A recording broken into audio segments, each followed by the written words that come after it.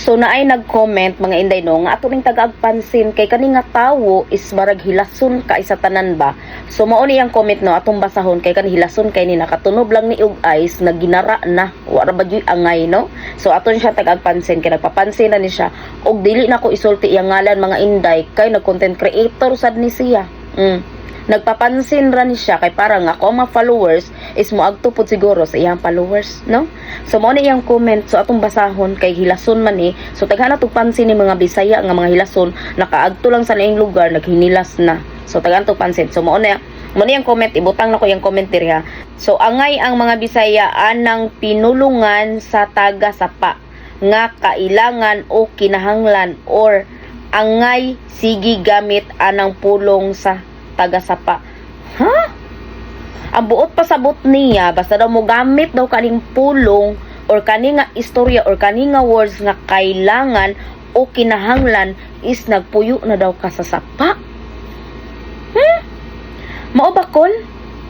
Inana din akon, pag ang Bisaya mo gamit man ang pulong nga kailangan o kinahanglan, so taga-sapa na mi lugar mo puyo ani. So sa pagtan-aw nimo ang mga Bisaya or ang mga Bisaya angay ra mo puyo sa sapa mo na ibot pasabot nimo.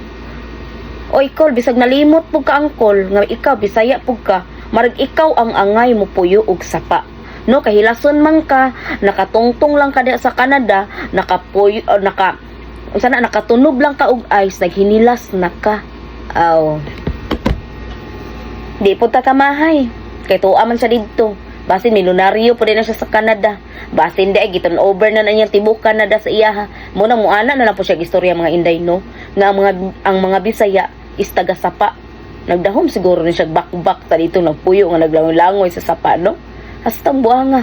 Muna dong kung di ka ganahan call sa ako ang mga video kay basher man ta ka, aw katulog dong pahuway. Pahuway call. Kay lisod po lug imong dugo mo ambak na si mong kiting tungod ra sa kuha.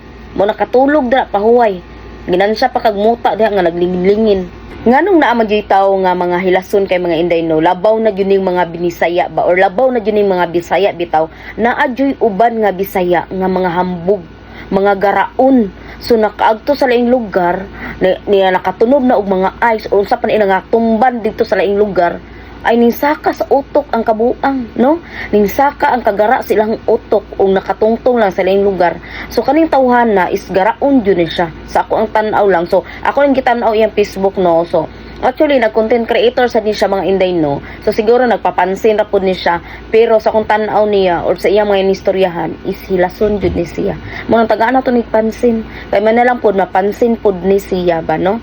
So di ta dapat maginara kay kita tanan diri sa kalibutan agira.